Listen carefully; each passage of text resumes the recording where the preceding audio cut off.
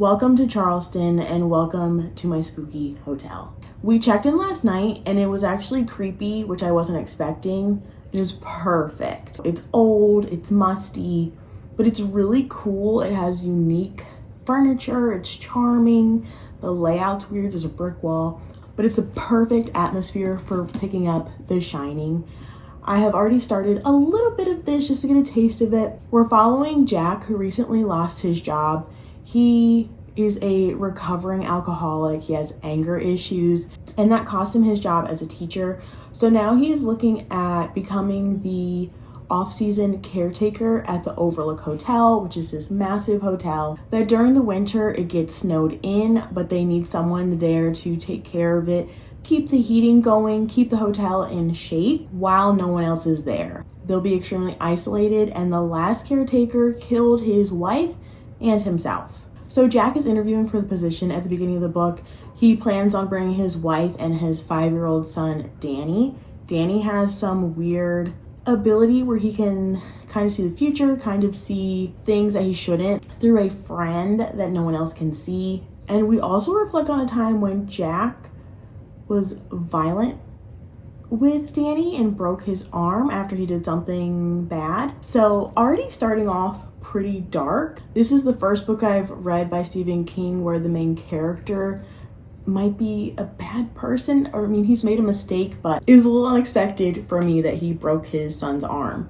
But I'm really excited to dig into this. I'm really excited to read it in this place. We're gonna bop around Charleston a bit, but I'm gonna get to reading.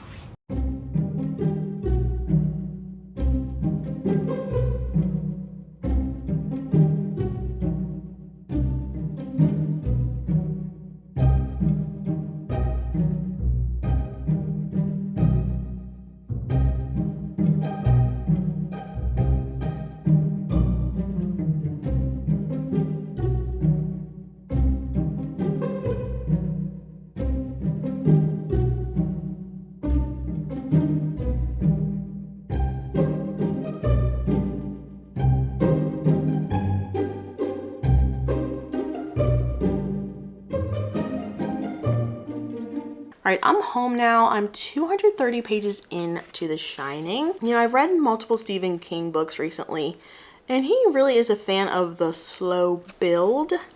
We don't actually have any scary horror action happening in the hotel quite yet, but the family is now there. They are settling, and Danny, the 5-year-old son, is having some more of his like spells where he has kind of premonition. So he has glimpses of the future, but they don't always come true. But he's seen some scary stuff happening at the Overlook Hotel.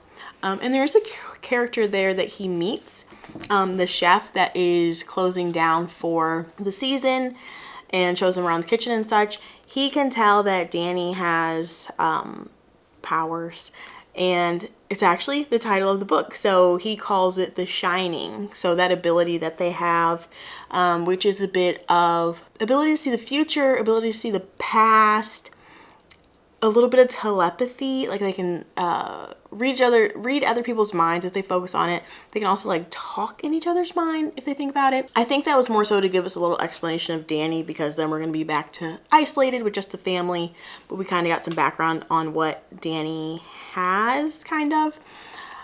So he was kind of like trying to help Danny with some guidance because he has seen some scary things in the hotel, and he says, I don't think it can hurt you.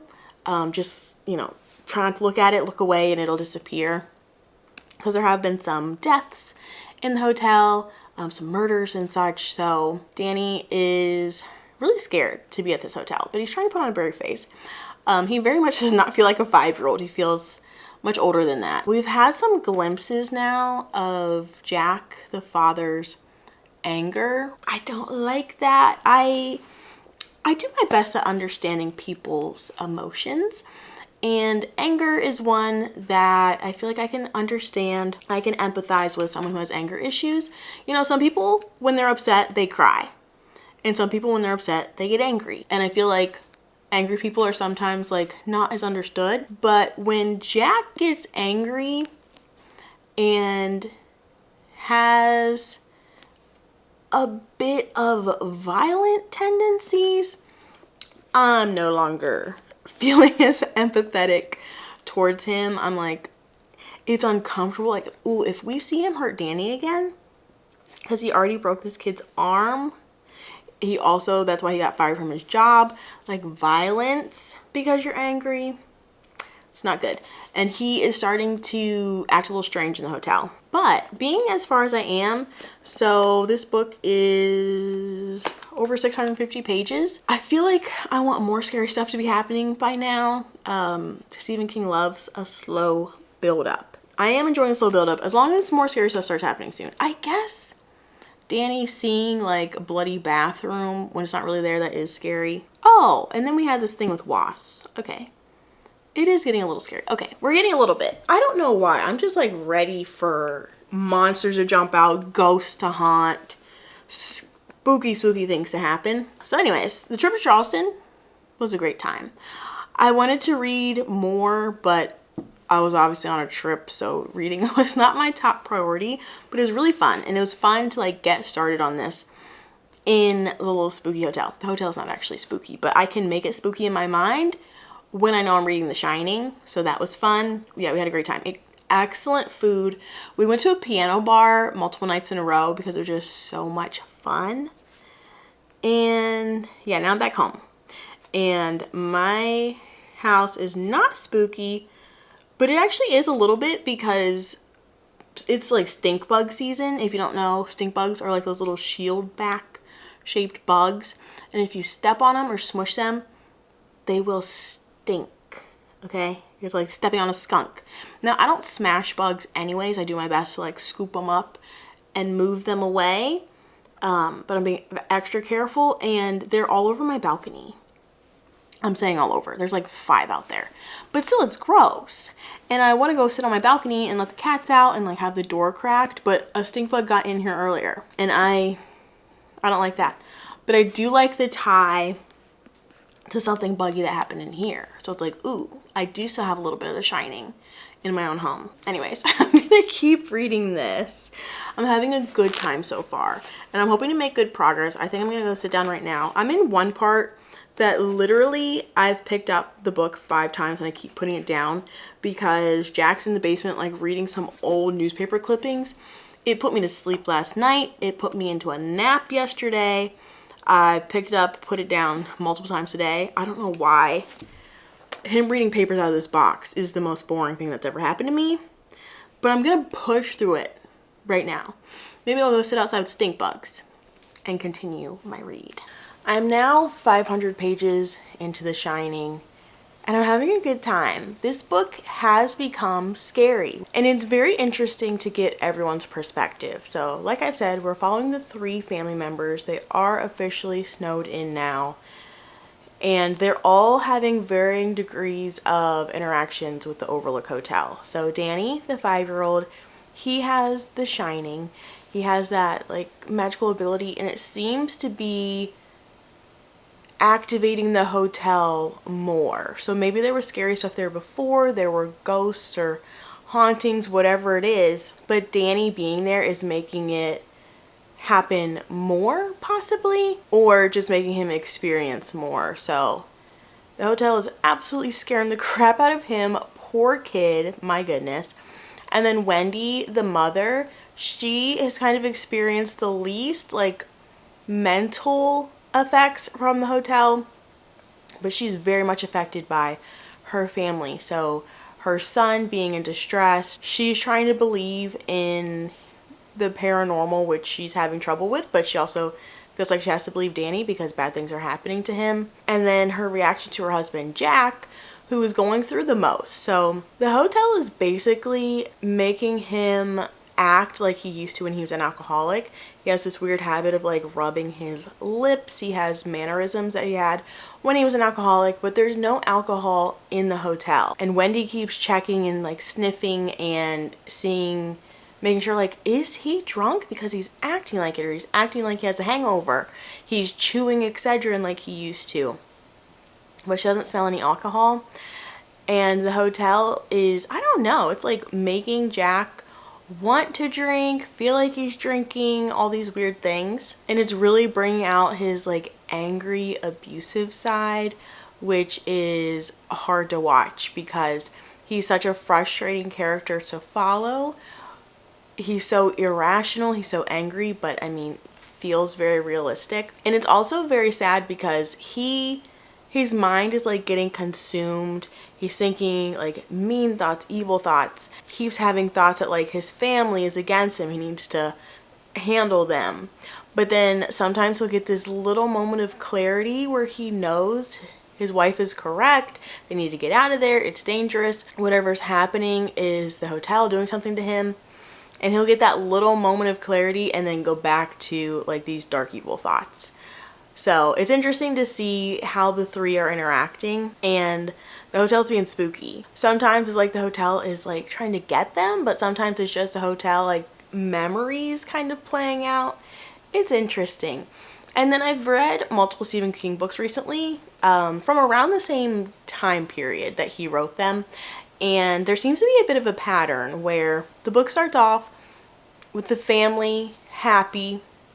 Things have a slow build to the horrific element. It's a slow build. We get that little chipping away at normal until it rises. You're following whatever perspectives in that case and seeing what they're going through. And then at a certain point where things are getting really, really heightened, we switch POVs to somebody else. So right now I'm following the perspective of someone who is not at the hotel, and we're getting like an outsider's information. We are learning things that we wouldn't know if we were just following those characters.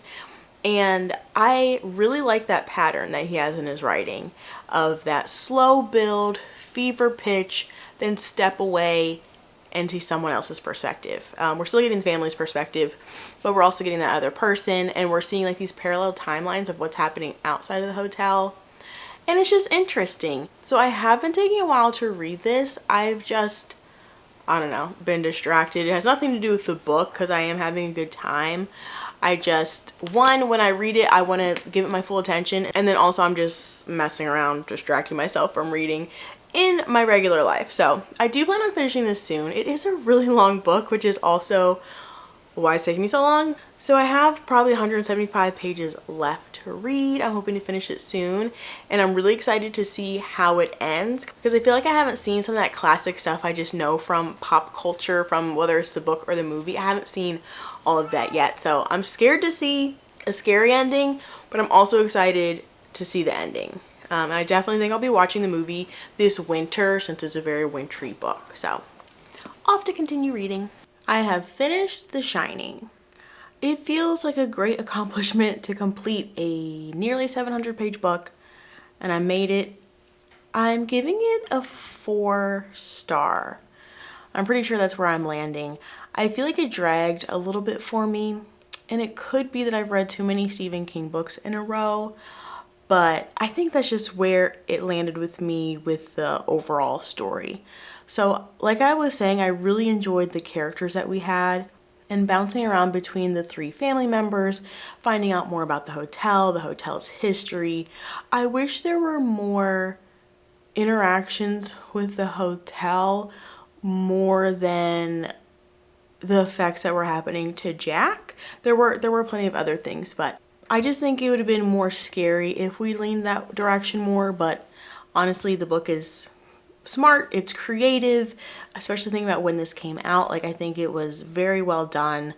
I do like the way that it ended, especially because I really thought I knew where it was going for most of the book. I thought I had it figured out, and it did go a little differently than I assumed that it would, but then I also could see all of the foreshadowing that brought us to that point. So it was really good.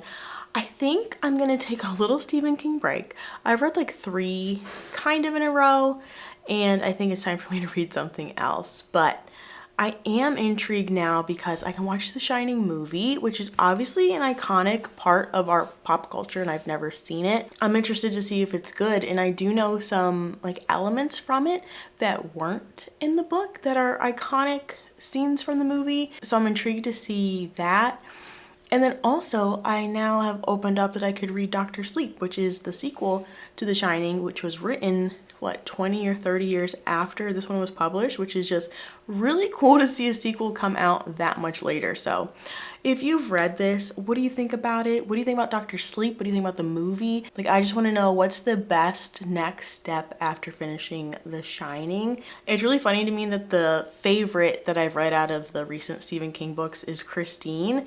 That stands to be my only 5-star Stephen King book so far.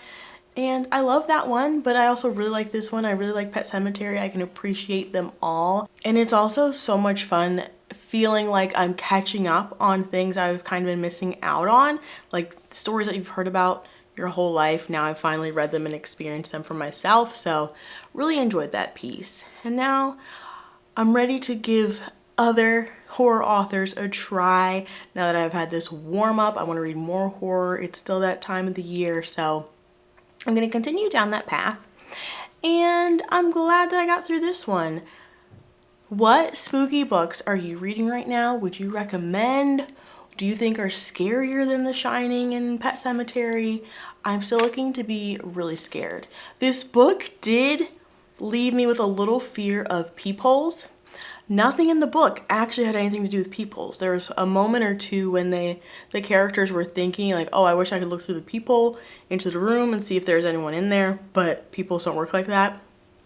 And nothing happened with the peepholes, but I have been scared to look out of my peephole because I've been thinking since then, like, what if someone like jumps at the peephole? I don't know, that'd be scary. What if I see a ghost in the hallway? That'd be terrifying.